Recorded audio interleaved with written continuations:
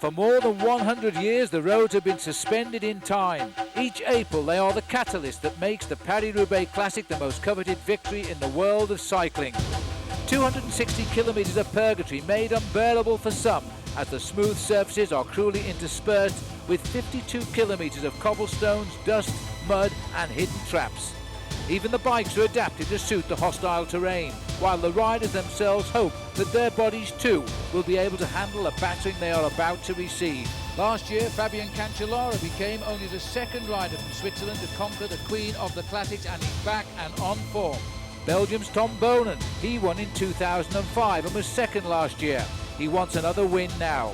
But who will survive the broken roads and fevered crowds to enter the velodrome first in Roubaix? It's the 105th edition of the Hell of the North, next on Cyclism Sundays.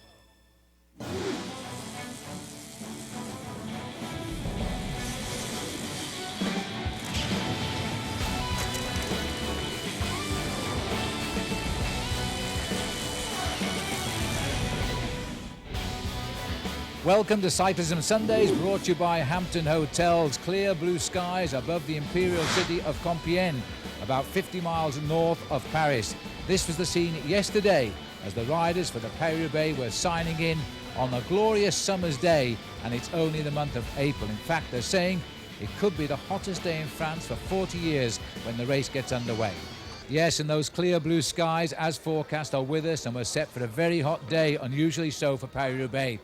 We're standing on the velodrome. Just behind me is where the riders will cross after about 6 hours in the saddle today. But the first question is, Paul, why do we always call this race the Hell of the North?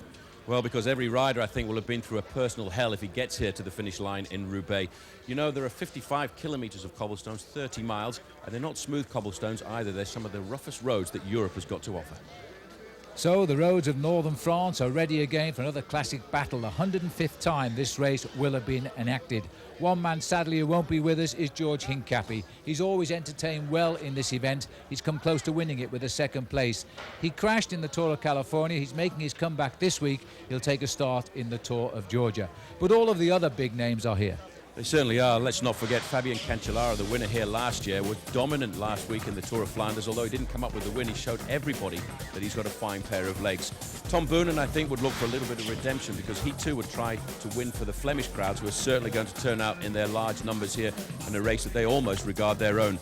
And of course, the surprise winner last week of the Tour of Flanders, Alessandro Ballan. He's in fine form and says he wants to do the double.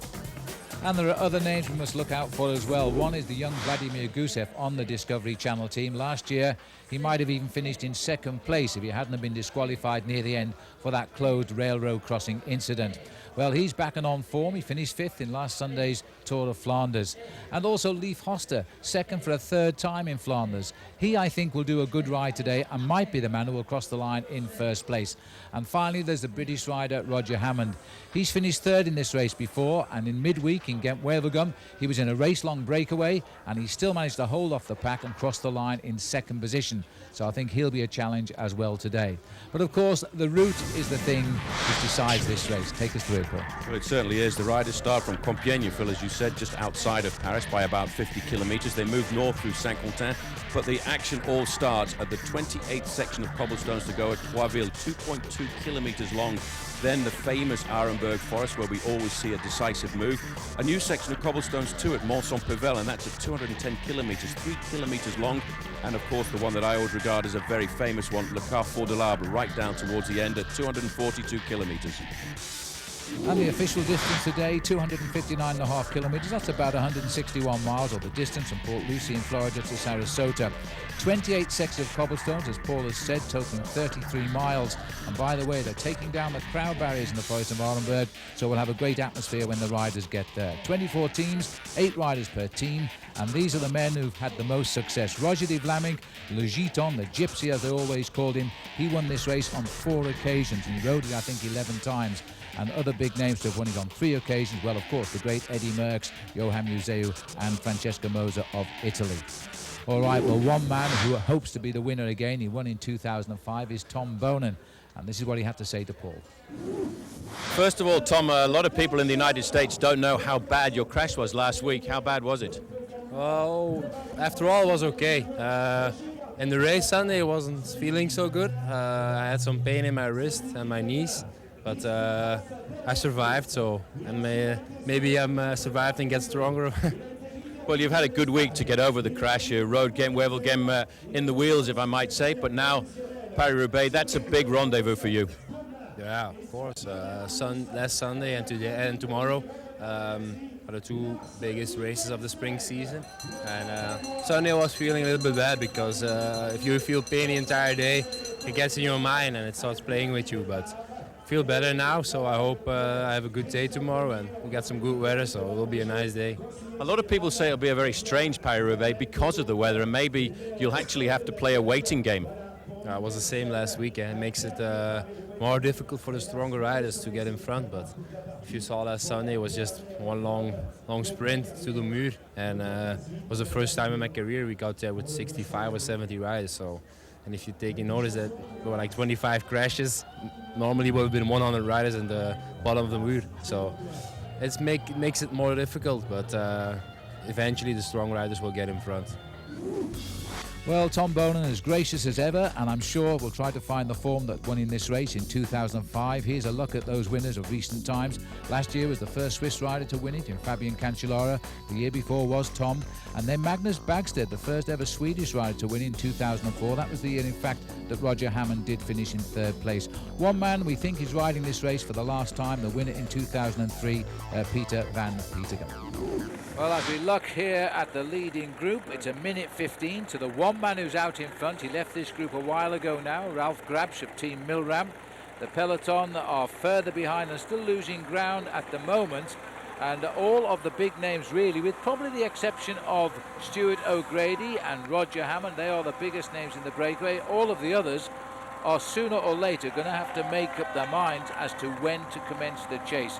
We're approaching the forest of Arenberg, and once we get there, then I think we'll see some sort of a reaction. There will be a splinter group, I think, get off the front. This is the leader here, Grabsch. He'll be first to Arenberg. He'll be 4 kilometres away from Arenberg right now. You can see this is the main field now, tackling that sector number 19 to go. It'll be interesting to see just exactly what happens. You see a bit of panic there, just at the back there. A rider has had a flat tyre. It's one of the riders from Quick-Step, that's Wouter Weiland.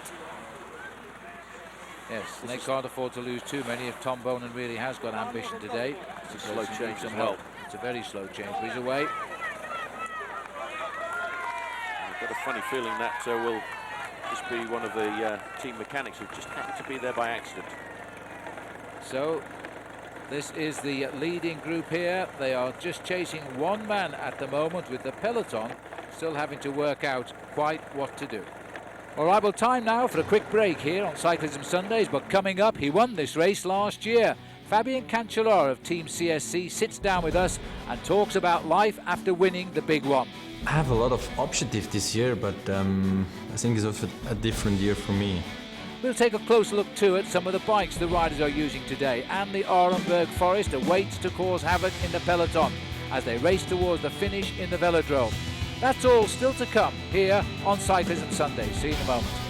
Well, the Arenberg Forest in Paris-Roubaix is just the ultimate part of the race. You know, it's renowned to be the worst sector of cobbles worldwide, I think. So you've just got mixed emotions as you go in. One is just fear and intrepidation, and the other is just excitement, because it's like a climber going to Alpe d'Huez. I go to Paris-Roubaix knowing this is where I can inflict the damage in Paris-Roubaix, and if I'm good, I can ride away from everybody else. Yes, the Arenberg Forest still awaits, and Roger Hammond knows it all too well. With the Arenberg being so treacherous, most of the riders are not on their usual bikes today. Paul Sherwen caught up with the bikes. Team Quick-Step will be riding to find out more. Well, I'm here with Sean McLaughlin of Specialized, and they put together a rather specialized bike, a bike called the Roubaix. Now, why have you come up with that name? Well, there's an obvious connection to the famous race with the famous, infamous, I should say, cobblestones, the pave. And we've developed a bicycle here to help the rider remain more efficient and more comfortable for those particularly long and demanding race courses. Well, take us through some of the ideas, because I can see, to me, it looks like a fairly normal bike, a nice colour, but there's a couple of little didgeridoos I can see on the front forks and the rear forks. Indeed. We call these Zertz inserts, and they're special viscoelastic dampers that absorb vibration And so as the rider is going over the pave, for example, it interrupts that vibration so the rider can pedal more smoothly and more efficiently through those particularly difficult sections. And what about the saddle? That looks pretty smart. Also within the saddle and within the bar fat on the handlebars, we have a special gel in there to, again, further absorb vibration and allow people to ride faster and further on rough terrain. That's what it's all about, Paris-Roubaix. A little bit of added comfort for 6 or 7 hours on the bike. And this little comfort today here will cost you $7,000 if you want the same bike that Tom Boonen rides. Thanks, Paul. And yes, indeed, those specialised bikes have got to stand up to some real heavy battering today over the pave. We're looking at the riders now as they crash over the common cobblestones of the Forest of Arlenberg. The peloton now driving on the gap, which was out to 5 minutes, is now in reality only a couple of minutes behind the second sector of the front breakaway. And they are now working very hard, and surprisingly, it is the Lotto Predictor team there who are driving the pace. Back up to the front, and this is the leader, Grabsch. The whole of the main field now is in exactly the same section of cobblestones, the Forest of Arlenberg. This is Grabsch, who's about to make his exit from the cobblestone section and get himself back onto the smooth roads. He's got that group behind him, which is starting to split up a fraction, but the main field were charging into this cobblestone section. They realise how important it is. Yes, Ralph Grabsch here about to turn to his left as he comes out now. It's all over for the moment. He'll get some more very shortly as he turns now and races down a good stretch of main highway here. But Grabsch, I think, living to his greatest moment, because I do think there's been a big change of... Four right in front of them, and that's the start of the ricochet effect now as one after another. Oh, that's a nasty fall over the top of those two riders, and I think it was all due to the CSC riders changing tyres and still struggling. That was Cancellara who was panicking there with a flat tyre. Into the ditch on the left-hand side. That was Beppu, I think, of Team Discovery in the Japanese national champions jersey. There's another Discovery rider there trying to figure his bike out.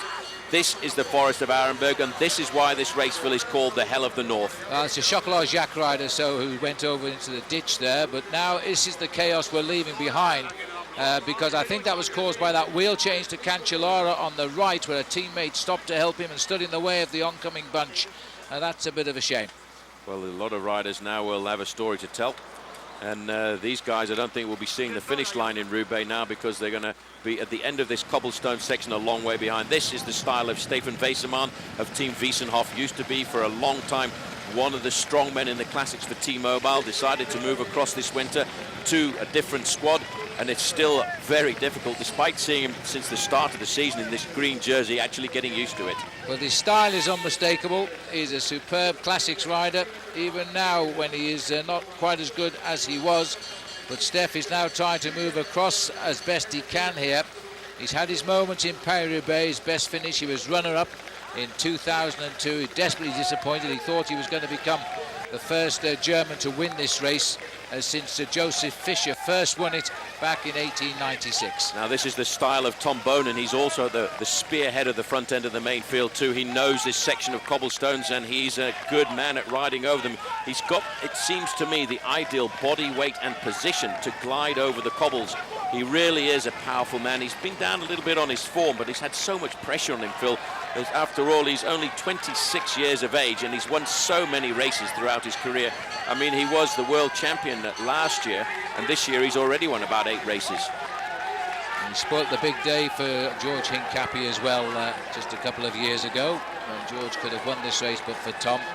But Tom Boonen now trying to fight his way back into the picture here, and he knows he's got to start, the foundations have got to be laid here in the Forest of Arlenberg, because now the cobbles come thick and fast, and you watch the crowds will also grow, because from this point they can all get through to other sectors of cobblestones by using the freeways, and also get through to the finish in Roubaix. Lots of feeding stations. There must have been a lot of maps out last night with the directors sportifs planning where they were going to hand all these bottles up. And Boonen now wants to pull a group clear that can work with him to try and get up to those leaders.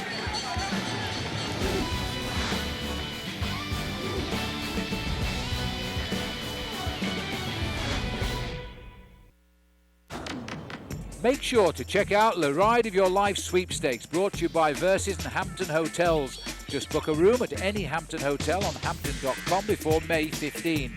Enter the promo code TOUR during the booking and you'll be entered to win one of 2 grand prize trips to Paris with VIP seating to watch the final stage of the 2007 Tour. Good luck. Well, one rider who had the ride of his life last year when he won this race was Fabian Cancellara. And today he powers on in hopes of making it back-to-back wins. Let's take a minute to learn more about him. It's time now for our athlete profile, brought to you by Hampton Hotels. Fabian Cancellara, in his first Tour de France, he's 23 years of age, has won the prologue. I have a lot of objectives this year, but I think it's also a different year for me. When I look back with World Championships, with the winning time trial, then Paris-Roubaix, then I get married, I get the baby, and everything in 1 year, there was a lot of emotion. I started now a new life, new private life and new bike life. I have more to do. It's not that I'm scared about this, but it's a new situation. I say, hey, I do like always my best. As we watch Cancellara salute the skies here and crosses the line, the biggest win of his career. The Tour de France prologue in London, I think it's maybe the biggest thing in the year that I want to do, and I have to learn a lot. I'm young, 26 years old, but I win so many things, and I think that was not the last thing that I win last year. I have sure some long years again to do it. How important is your head? When your head is in a great shape or motivated, then you can do big and long things.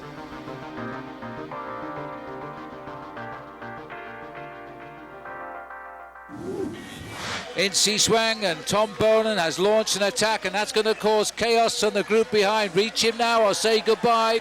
And this is Tom Boonen, who's caused a cheer in the stadium at Roubaix, as he now wants to try and reach those leaders before it is too late. This is a do-or-die effort by Boonen. Well, he knows this section of cobblestones that's coming up right now, Phil. He knows there's 3 very different sections together. I'm surprised he attacked right there. He just took the opportunity. That attack, he did that attack with his heart and his guts. And he's done it before the cobblestones have been reached, but they've come back towards him here now. Onto the cobblestones at Sherwen. This is the group, the 3rd group on the road now, with Tom Boonen trying to reach the group up front. There are 8 riders chasing ahead of Boonen by half a minute, and there are 2 riders leading the field by another half a minute. And David Kopp and Kevin Van Imp, as they've crossed these cobbles in Sherwen, are beginning to feel they may be taking the destiny of Paris-Roubaix in a very strange direction. Well, the crowd have turned out here at Sherwen to see this long section, 1.3 kilometres. Just looking back, this is a big move here. Everybody now realising we've got 5 kilometres of cobblestones in the space of 7 kilometres. This is remarkable. There are the 2 leaders, there are the chasers. This race is slowly being pulled back together. That is not very much more than 15 seconds. But just like in Flanders, where the best man won in Alexander Balan, every one of these professional cyclists is totally committed. There's nobody following somebody else's effort. They've got to do it all themselves here, or they simply aren't in the hunt. Stefan Wesserman drives on there in the Flecha group. There is Flecha as well. The 15 seconds, the gap, they are crossing it. Look at the gaps, though. They're starting to come down. It's just 49 seconds to Tom Boonen. Stefan Wesserman now looking at his possibility to try and win Paris-Roubaix. He knows this race. He's been here many times before in a very famous race in the former Eastern Bloc called the Peace Race. He was one of the most successful riders in that event, Phil, and it was often on roads just like this. And now the dust is beginning to take its toll as well. Stein de Volder heading the pace here. This is Group 3, 2, 8, and then this group. They've had to nail back Tom Boonen. They've done it. Stein de Volder still in the hunt. And as we tick off these sectors of pavé now, there's a lot of riders going to believe they can actually see a great result for themselves in Roubaix. Looks like Burkhardt there in second position behind Boonen, followed there by Stein de Volder just on the back of the group as well. Looks as if it's still Peter van Petegem, so that will be rather good. I think think that's Pollack coming back now in the green jersey on the right-hand side. He will slip away rather dramatically, but Boonen now is assuming the responsibility of Paris-Roubaix. He wants to win this race again if he can. It's been a long break for these two. They're about to be joined by 8 other riders here. We're shortly going to have 10 leaders in Paris-Roubaix. David Kopp of Germany, Kevin Van Impe of Belgium are going to be joined by Lars Mikkelsen, Breschel, Wesserman, Flecha. And here it is coming up 25 kilometres, just on 15 miles from the finish. And now they're going to have to rethink their tactics. This group is now swelling, and immediately, and not surprisingly, an attack. Well, that looks like Stuart O'Grady, and I don't know where he's come from. But if it is O'Grady, we never saw him hook up at the back end of the group. We may have slipped down with the cameras here because O'Grady was in the previous group. It's certainly O'Grady, that's for sure. Well, as Stuart O'Grady wears their number 7, rides for Australia. He's got some of the finest form of his career this last week of racing, and he now is going again, Phil, onto the next section of cobbles. So Stuart O'Grady, the man who has never learned to say no to anything as a bike rider, is now heading onto the cobblestones Paris-Roubaix. We don't know how he reached those leaders, but he must have somehow got around that group and joined the 8 front runners. Coming to a TV screen near you, a lung-busting production of a Georgia mountaintop story. Starring Tom Danielson, Levi Leipheimer, and George Hincapie. And featuring the unforgettable Brasstown Bald. That's one of the hardest climbs in the world. It's steep and, I mean, it's hard. Brasstown Bald's always the make or break. Rated H for or category. Don't miss all the action on a TV screen near you. Saturday, April 28th and Sunday, April 29th at 5 p.m. Well, I was there. I can tell you firsthand that the Tour de Georgia is an event that you won't want to miss. As the coverage continues of the 105th Paris-Roubaix, let's take some time now to remind you of next week's race. And Paul, it should be a good one. Yeah, Phil, that's the Amstel Gold Race. It's in the southern part of Holland in the Limburg, very often known as Little Switzerland. Last year the winner was Frank Schleck, who was battling out with Alejandro Valverde, who I'm sure would like to come back and win this year. And of course, let's not forget, a couple of years ago the winner was Danilo De Luca, but it is always a great race. Yeah, it's a great race, and of course it's a big day out in Holland. Well, the cyclism is unleashed on this special day. Next Monday we are in the Netherlands for the most complicated course in World Cup cycling. Who'll conquer the famous Cowberg climb? It's the Amstel Gold. Next Monday at 4 on Versit. The biggest races from the Spring Classics to the Tour de France are on Cyclism Sundays.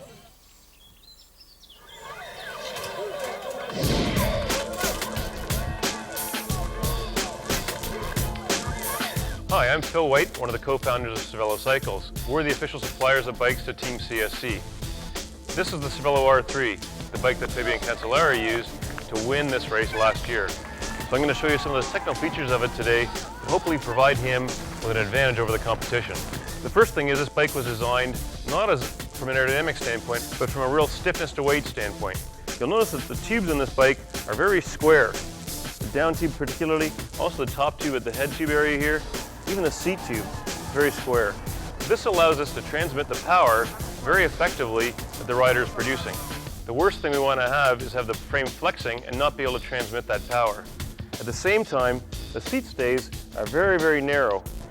That allows the bike to kind of smoothly ride over the cobbles and allows the bike to be always transmitting the power to the ground instead of bouncing around. So hopefully, those advantages of a very, very stiff frame with a very, very compliant ride and the seat stays are going to allow Fabian to dominate again this year.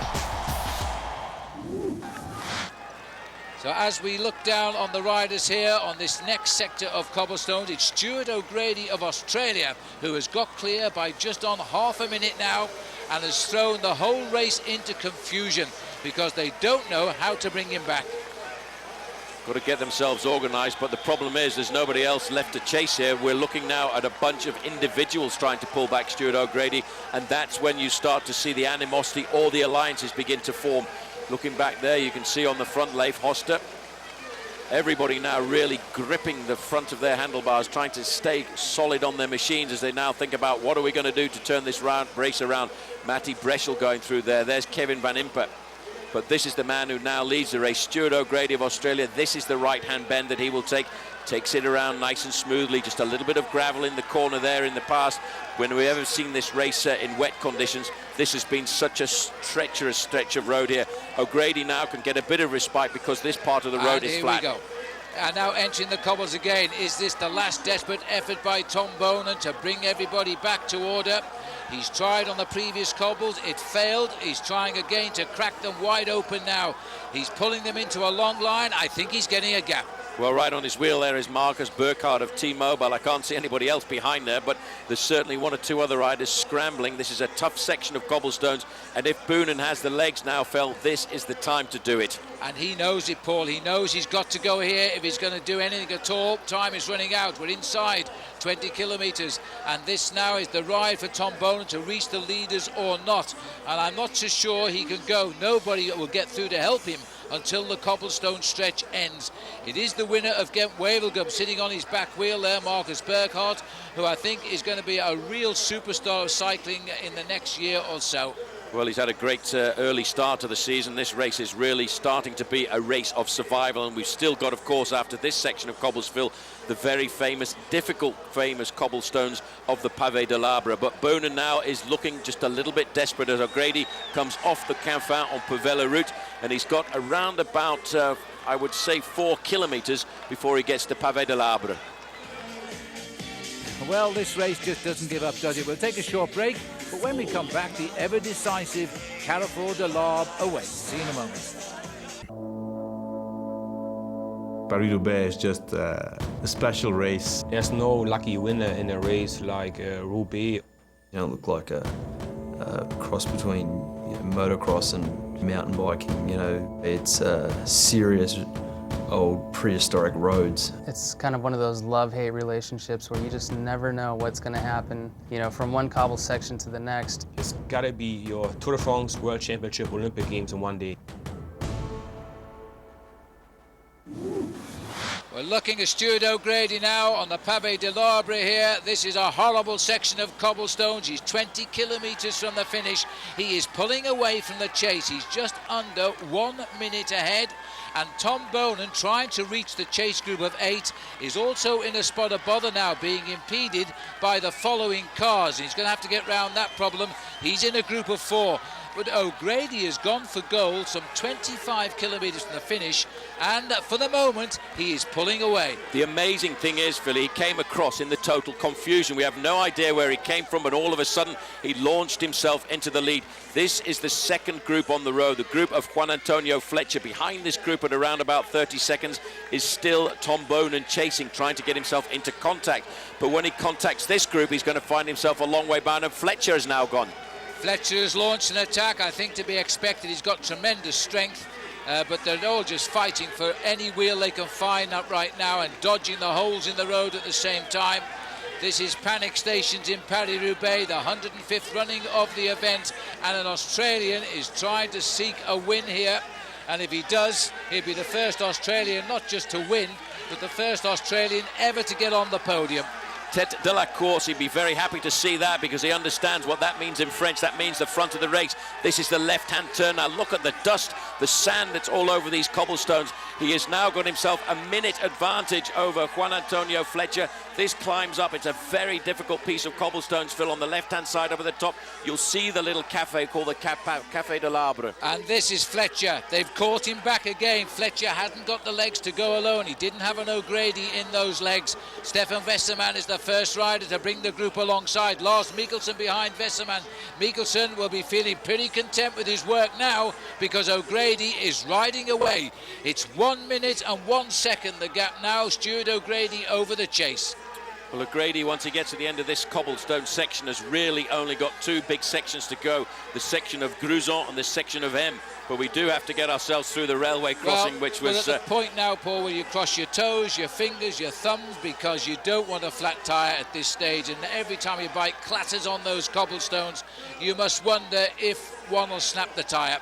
Well, O'Grady now is doing the ride of his life. He's been threatening a ride like this for 2 years, and it's coming today, and I really feel he deserves to win it now. Well, he certainly does, but there's still a long way to go from here, and anything can happen. Bad luck can be with anybody on the road on the run in towards the Roubaix Stadium. But O'Grady, what a terrific finish that would be for him, Phil, because throughout his career he's been one of the greatest track riders in the world, and to finish here on a stadium like this, I think he will enjoy that dramatically, but he's still got to get there.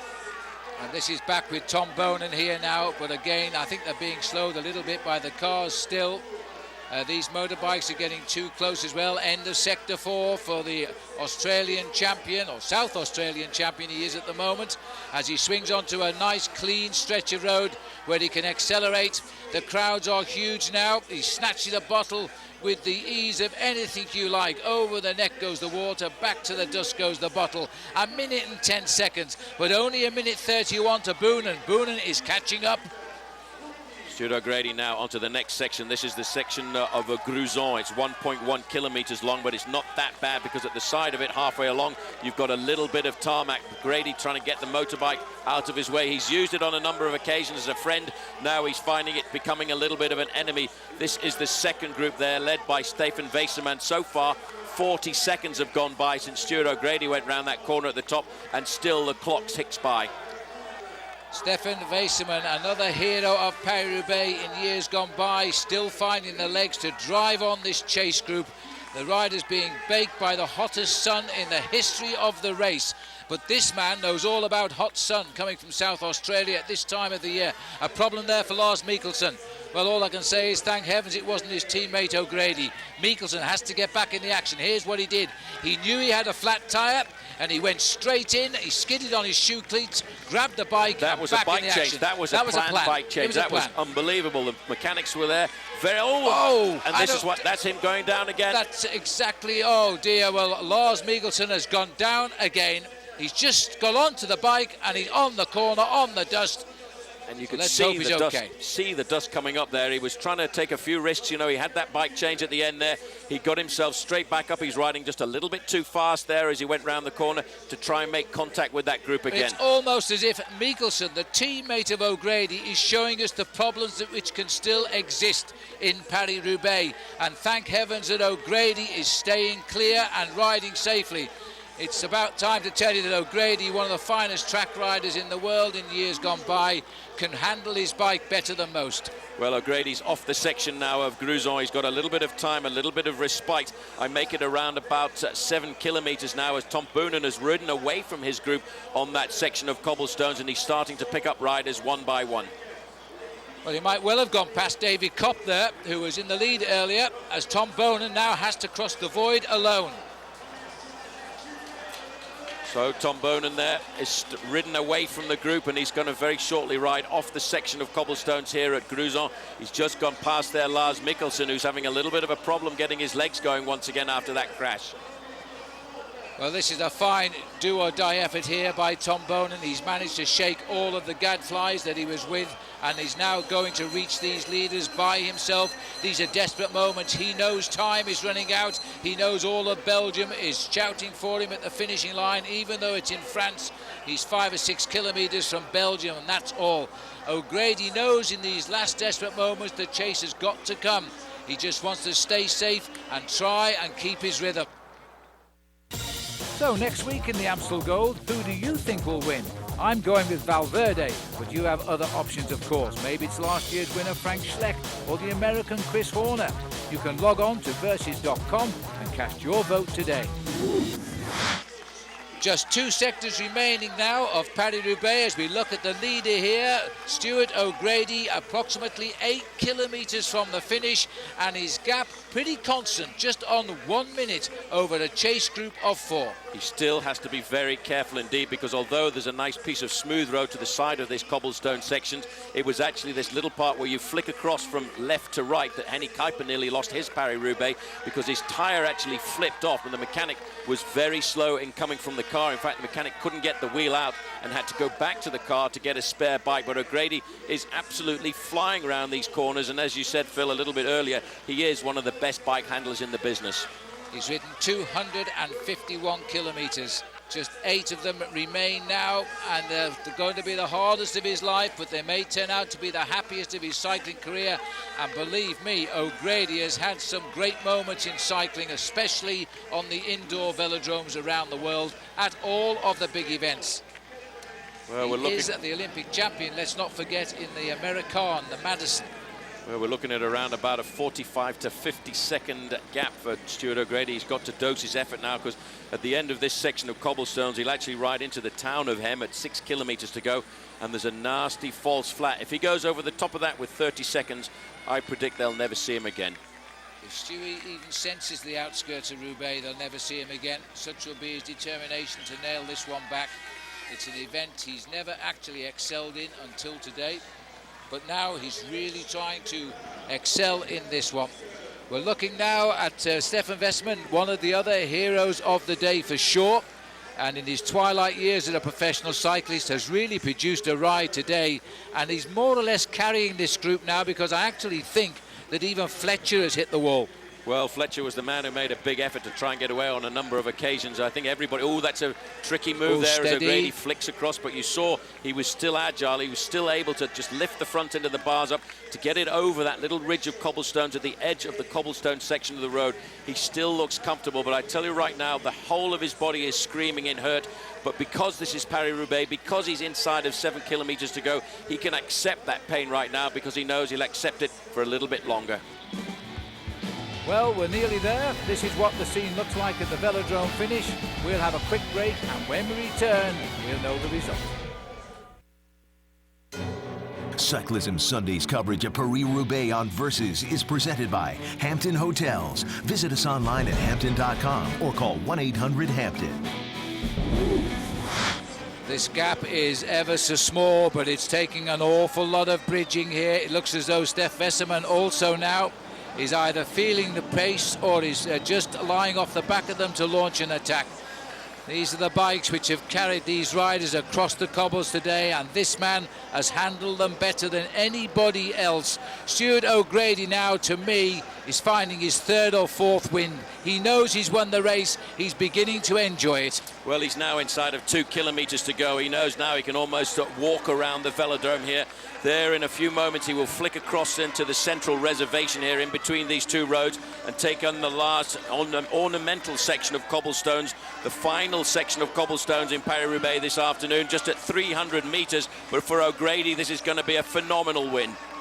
Just listen to these for his results since 2003. 3rd in the Tour of Flanders, 3rd in Paris Tour, 3rd in Milan-San Remo. He won the Hughes Classic in Germany. Then he finished 4th in Milan-San Remo, and this year alone he's finished 5th in Het Volk and 5th in Milan-San Remo. All near misses. Now he's going to flip onto the last sector of cobbles, and these don't hurt. They're quite smooth. They put them in as a sort of tribute to Paris-Roubaix. When he comes off them, he'll enter the stadium to an enormous cheer. And he will be waiting for that moment. This is a moment he's dreamed about, and he now knows, as he sees the Flamme Rouge, the red kite there, Phil, that he's only got 1,000 metres to go, and around about 750 of those metres are on a velodrome where he's really, in the world of professional cycling, carved out his reputation. This is the track. He's seeing it first. He knows he's won now. He's got to go round the stadium 1.5 times as he flips into the road that takes him to the entry to the velodrome. The arrival of this great race coming home yet again for the 105th time, and it's being led for the first time ever by an Australian cyclist. Here's the entry to the velodrome. Listen to the crowd. An enormous cheer, the tongue comes out, the cheeky little man, Stuart O'Grady. It's a classic position for him. He knows all about track cycling, and he's done it. He can master any track in the world, usually in a gold medal position. Today, he is mastering Paris-Roubaix. He knows he's got it now, Phil. All he's got to do is ride 500 more metres, and this is really basically a lap of honour here for Stuart O'Grady. He's 3/4 of a way round now. He's on the far side. He's going to really enjoy this. This has been the greatest ride of his life, and he won this the same way as he won the Commonwealth Gold Medal in Manchester on the road. Stuart O'Grady is down the back straight. His pursuers aren't in the stadium. It's all over. His chance to take the applause now. Never before has an Australian stepped up into the first three. They start at the top. O'Grady is about to win Paris-Roubaix for the best win of his career and his 46th road race win of his life. And you'll remember this forever. And what a way to win it, from the break, back to the bunch, back to the break, to win on your own. A classic win for a classic bike rider. He's promised this for many, many years, and he really has dreamed, I think, about winning this race. 42 kilometers an hour as O'Grady has now crossed the line. He's won Paris-Roubaix, and now he can try and get his breath back. But these guys have still got to fight it out, Phil, for second place. Bjorn Lukemans, who was also in that early morning break, leads them through here as O'Grady gets mobbed on the infield. If our camera can find the race for second, we'll tell you what's going on. But at the moment, it's still Lukemans on the front. Flecha trying to get a Spanish rider on the podium and equal Spain's best ever position. As we're now racing here for the second place, Boonen is also on the track, but he won't catch up now. And this could be another remarkable result for Spain, but watch out for Stef Westerman. He may have to settle the third, though. And this is a great result for Spain, equaling their best ever finish of 1958. As Flecha gets that, Westerman gets third position over the line. Bjorn Lukemans gets fourth. As they chase them down now, Tom Boonen right up behind them on the line, finishing just behind Roberto Petito. He actually caught the group on the finishing line.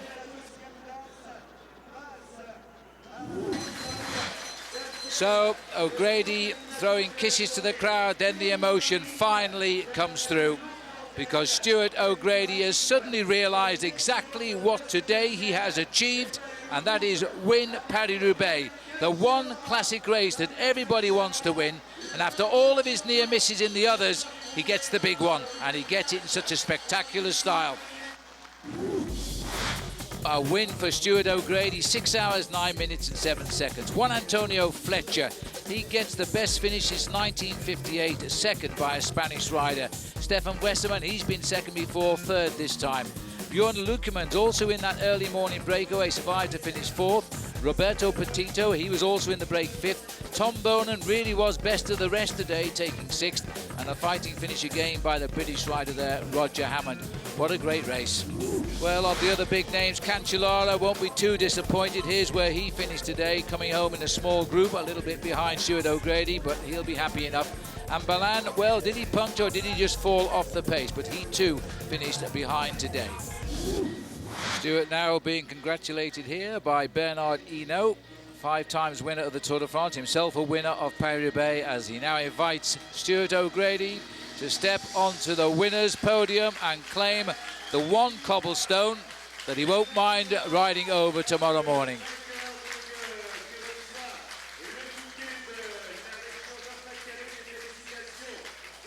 And there it is. That'll take a little bit of excess baggage to get home to Adelaide in South Australia, but he won't mind that. In the end, it all came good for the most aggressive rider on the day, who survived right through to the end to win alone.